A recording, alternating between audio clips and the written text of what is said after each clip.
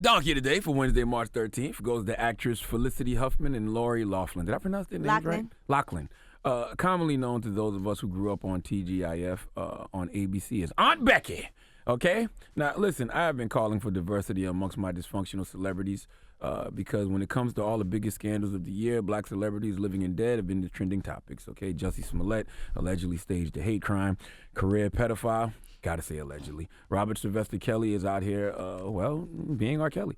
Michael Jackson leaving Neverland Special got the world trying to convict a corpse. Meanwhile, white celebrities, living and dead, are just out here chilling. But I knew that eventually white celebrities were gonna start getting caught up, okay? You know why? Because St. Patrick's Day, a.k.a. White People's Freaknik, is right around the corner. So I was suspecting for the Caucasian celebrity crime rate to spike, and I was right, because Felicity and Lori have been charged with scamming. Right? What kind of freaky-ass Friday role reversal world do we live in where Nigerians are committing hate crimes against black people and white people are scamming? What a time. Well, Felicity was indicted for conspiracy to commit mail fraud and honest service mail fraud. And Aunt Becky, Lori, is facing the same felony charges, conspiracy to commit mail fraud and honest service mail fraud. Her husband, fashion designer Mosimo, what's his last name? Giuliani? Doesn't matter. His name is Mosimo. Yes, that Mosimo, okay? If that sounds familiar, it's because you're an avid Target shopper like me, and you know Mosimo used to make the best T-shirts, all right? They don't have them anymore, all right? It's Goodfellas now, but he was charged with conspiracy to commit mail fraud and honest service mail fraud, too. He's a good fella. I don't know what any of those charges mean, okay? But it's all scamming, all right? Those pale-faced pieces are hitting. Let's hear the report.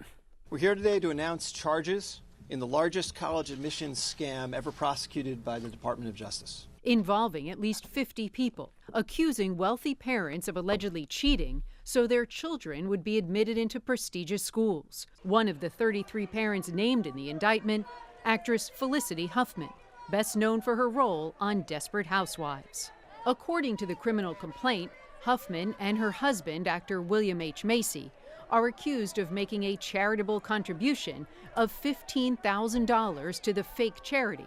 Huffman is charged with conspiracy to commit mail fraud. Along with Huffman, actress Lori Loughlin, who played Aunt Becky on Full House, is also charged. Court documents say Loughlin and her fashion designer husband, Massimo Giannulli, allegedly agreed to pay bribes totaling $500,000 in exchange for having their two daughters designated as recruits to the University of Southern California crew team, despite the fact that neither daughter ever participated in the sport of rowing. Their parents have been charged with conspiracy to commit mail fraud and honest services mail fraud. The source was CNN, by the way. And here's the thing. I know you're probably listening to that and you're like, what's the problem? I know it sounds like, hey, you're doing a great thing because you're going above and beyond for your kids, doing what you have to do to make your kids successful. But you can't tell these kids in the hood and poor and disenfranchised areas that all they have to do is work hard, get an education, and everything will work out, when the reality is the kids with wealth and privilege are getting these opportunities because their parents are paying for them to get in instead of putting in the work. It's a certain amount of people accepted into these schools every year. So these privileged, entitled kids are taking opportunities away from kids who are really putting in the work. So how do you teach kids from the hood how to get ahead when the system is rigged? All right, these children in the top 1% of earnings are already 77 times more likely to go to an Ivy League college than those whose parents are in the bottom 20%. How much more assistance do you need? All right, okay? Listen to Lori Loughlin, Aunt Becky, speak about her daughter getting accepted. So many parents watching, I'm sure, are going through this, where they're about to watch a child go off to college. Kath, it happened to you. Yeah, it's hard. Are you preparing for it in any way? I think I'm in complete denial. Yeah? I really am, because when I think about it too much, it will make me cry. Really? So I got to stop. Oh, God. That is a prime example of why you can't trust white tears. All right, she knows she's scamming the system, but she out here fronting, acting like her kid is really out here putting in the work. This is so whack to me because we all know black and brown people have to work twice as hard to get half the results. But what's the point of working hard at all if the system is already rigged for us to lose? Now you have kids in these poor and disenfranchised areas who would love the opportunity to get in one of these top schools. All they need is the chance. And they will go in there and run circles around these privileged kids because these privileged, entitled kids don't want to work. Don't believe me? Listen to Aunt Becky's daughter, Olivia, talking about college. But I do want the experience of like game days, partying. I don't really care about school, as you guys all know. All she cares about is the party. You know why? Because Envy, you gave a good example earlier. You liken this to paying to cut the line at the club. All right? What she did. Well, you pay to cut the line, and then once you get in the club, you have nothing else to offer.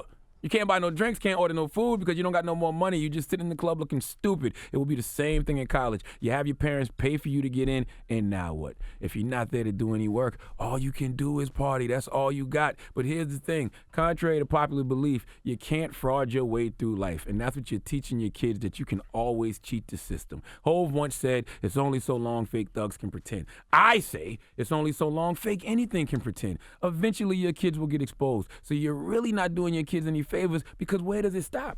You pay for your kids to pass the ACTs, the SATs, pay for them to be accepted into school. At what point do they ever start doing any work for themselves? You gonna hold their hand forever?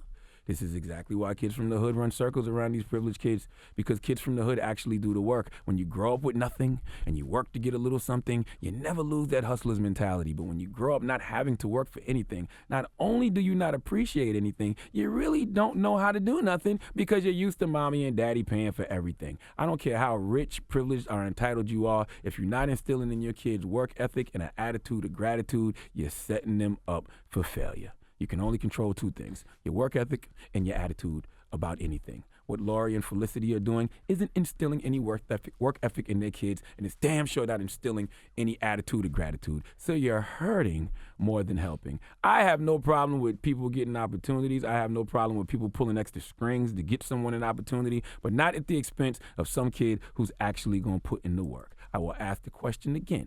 How do you teach kids from the hood to get ahead if the system is rigged?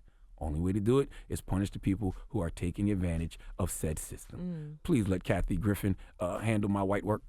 Please give this giant jar of mayo the biggest hee-haw.